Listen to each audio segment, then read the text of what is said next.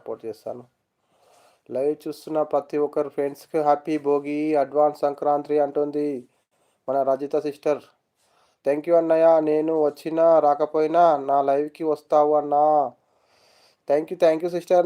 నేను నేను పొద్దున్న సీన్ అనే లైవ్ నాకు ఎవరెవరు ముఖ్యంగా ఉంటారో వాళ్ళ లైవ్కి వచ్చేస్తాను.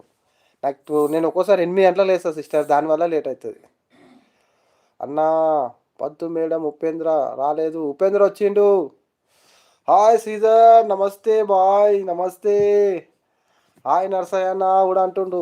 నర్సింగ్ అన్న నర్సయ్య హాయ్ హాయ్ అంటుండు. చూడు మన శ్రీధర్ తమ్ముడు వచ్చిండు. ఉపేంద్ర వచ్చిండు, పద్దు మేడం రాలే నర్సయ్య తమ్ముడు. సారీ అన్న.